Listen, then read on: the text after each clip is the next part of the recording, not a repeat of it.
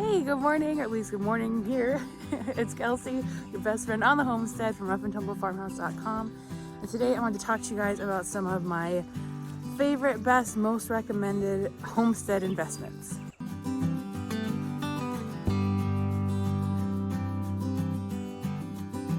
So it can be really hard when you're first starting out on a homestead to know what you should be investing your money in, because guess what? Homesteading isn't cheap. Homesteading is actually kind of expensive. When you're trying to feed all your animals, you're trying to keep buildings and things maintained, it can be quite pricey. And I might have to just hold that thought for a second, because can you hear them? You can always hear guineas. You can always hear guineas. Just hold on. Okay, actually, even though hopefully the guineas aren't too loud to hear the point of this, this is an investment I would highly recommend. This is the automatic coop door. I've talked about it a lot. It's incredible. Right now, for some reason, it's not opening when it's supposed to. I need to figure that out. But it is closing when it's supposed to. So I have to call a company and find out what that's all about. But this thing, it was $200, I believe. And it makes life just so much easier. Able to go places like for the weekend and know that our chickens, as long as we fill their feeders up, that they're taken care of, that it's opening, it's closing, it's wonderful. And especially in the mornings too. Well, not now because it's not opening in the mornings, but when I've got little kids or you're trying to get kids off to school or something, it's not, oh, did you run down and open the chickens? That's not a question. It's already taken care of. And then in the evenings too, especially in the winter when it's cold, if you do, we like to be able to do chores just once a day, typically in the winter time. And then that way you're not having to bundle up and go back out again and get the chicken coop door closed. So automatic coop door is something I wish I would have invested in right away, especially now that a lot of places for bigger purchases, even smaller ones, have those, pay in forward type options. So it makes things a lot more affordable and easy to buy if it's something that's a little bit more of a cash investment. Now, something else actually that was in that shot, I'm gonna switch it around here and show you. Sorry, everything is such a mess right now. But as you can see, there is a bait box next to our chicken coop. That is something else I would highly recommend. So we do not do our own bait boxes. We actually pay a company. We have bait boxes around the house. And by bait box, I mean it's a bait box for pests, for mice and rats. We had rats too. And that is just so nice to have. We still on occasion, actually it's the first time in a few years since we started using this company that we have had 2 mice in the house this winter. But our first fall and winter in this house, it's a farmhouse from like the 1970s.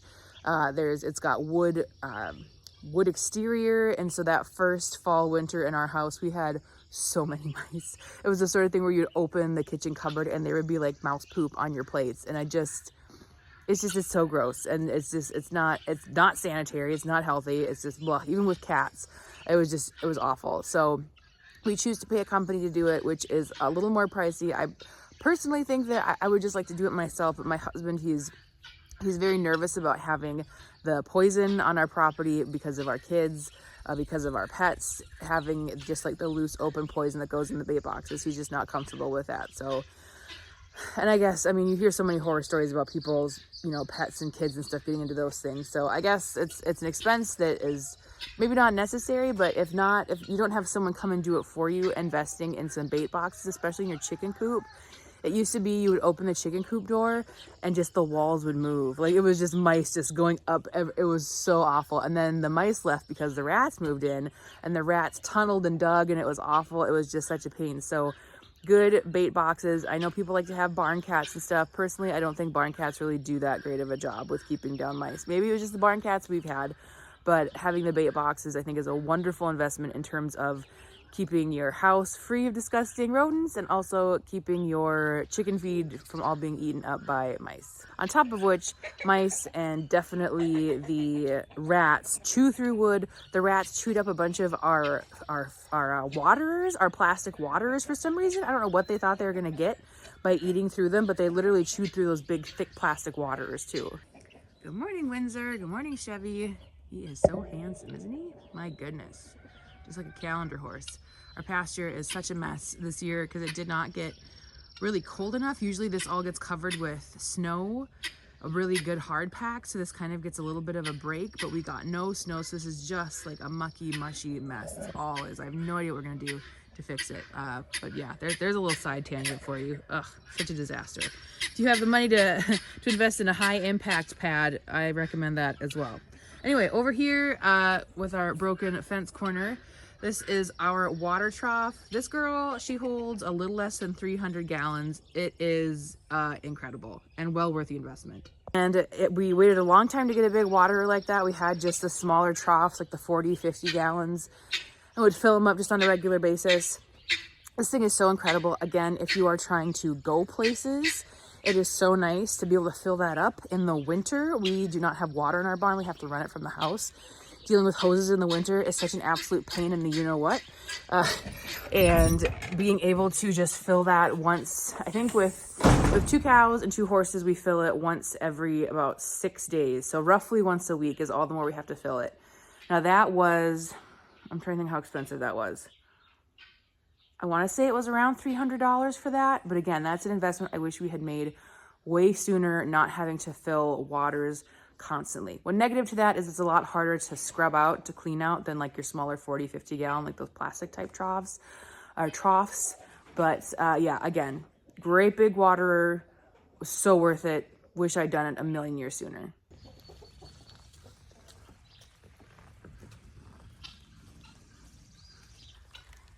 Another good investment, some decent wheelbarrows. We have 2, and if you are a farmer like us or we don't have a tractor, a wheelbarrow is your tractor. So get a good solid quality one that's comfortable, a good height, and real solid. Here's another investment actually that's really good is the metal waterers. We invested a few years ago in the metal chicken waterers like this, and also the metal heated bases for winter. 100% will not go back to plastic. We have some plastic ones left. We're just kind of using them until they, are too broken to use. But these, again, are a little more expensive than the plastic, but they last a million years. They're sturdier. They're way better than the plastic ones. Even though I think this holds less than the plastic, it's still, we'll probably have this thing for a decade at least. Last couple things out here that I would recommend. Good hose. Hose, again, is expensive. Buy a good quality hose. I like actually using the big thick black hose, especially in winter. They will thaw a lot faster if they have any sort of water frozen in them at all. So good quality hose. It's worth its weight in gold. Next thing I would invest in is the proper and good fencing. Now, there's good wisdom, I think, that the first couple of years you're on your homestead to maybe do more temporary fencing until you figure out how you want your homestead to be laid out. I think that does make a lot of sense. Especially when you're not quite sure how you're going to be moving your animals, where everyone's going to be. You might not even be set on what animals you're going to have. So using temporary fencing to start isn't a terrible thing, but the sooner you can invest in quality fencing where you're not worried, speaking 100% from experience, you're going to call from your neighbor, hey, do you know your cows are out? It's the worst feeling, especially if you're home alone and you have kids. When our fencing was really in bad shape, there was one winter where thankfully I just had one baby and the cows kept getting out multiple times. I had to walk, it's probably a quarter mile down the road with my daughter on my back in a backpack, go get my 2 cows and walk them home with her in my backpack. Thankfully it was a warm day. It was like, I think it was almost 40 degrees that day, so it wasn't so terrible. But good fencing, invest in good fencing, good solid fencing energizers, invest in a tester to test your fencing. I also can't emphasize that enough, because your fence isn't working and you don't know where or why or what's going on. It's really nice to be able to test it in multiple areas to know, okay, clearly our short is happening somewhere between here and here because the fence had full bars, full charge over here and doesn't over here. Yes, get a tester for your fence if you're using electric fencing. Okay, the last couple things I'm going to talk about are things that are actually in the house, but I'm just going to talk about them out here because it's beautiful. And that way our house is always just chaos these days. So a couple things for in the house I highly recommend. One is just a silly thing and not super expensive, but a spice rack organizer. I got this thing, I think it's called the spicy shelf. I'll show you. Also, I feel somewhat like it's a very intimate thing to show you my spice cupboard. Like, I feel like if someone shows me their spice cupboard, their mug shelf, and their bookshelf, and if they still do DVDs and have DVDs, I can tell you pretty much who they are as a person. So showing you my spice shelf feels very intimate. So here's a look inside my spice shelf. And this little rack I got, I think this was around $40. It's so nice. It's customizable to just about any size cupboard. And it makes cooking and finding my spices a million times easier. Before, when I just had them all kind of stacked in there, however many deep, I would just become infuriated trying to find all the spices that I needed. So highly recommend a spice rack organizer. It's amazing. The other thing for the house, and this is a bigger investment, it depends on what kind of flooring you have. This was, I think, almost close to $400. We bought a carpet washer shampooer. Between our kids, our dog, living on a dirt country road, just in general, having a way to wash our carpet, especially our living room. It's kind of a light beige carpet. It is amazing. And again, the cost to have someone come clean your carpets is really expensive. This thing doesn't do as good of a job as a professional carpet cleaner, but seriously, our carpet looks close to brand new after looking like something you're like, well, that carpet just needs to come out. It's a lost cause. Just rip it out and start from scratch. Using this carpet cleaner is amazing. It looks beautiful. It's wonderful. Again, it's an investment, but this is one that if you have carpets and you have a homestead and you want to have, if you're going to use it more than, 2 or 3 times, it's worth it. It's 100% worth it. So maybe kind of a silly one, but for a homestead house, it saved my life when there was a really bad spring, the one I talked to you guys last spring about, when our dog was on antibiotics, or not antibiotics, she was on all sorts of different pills and stuff, and she had gotten really sick, so she was like pooping and peeing and throwing up everywhere all the time.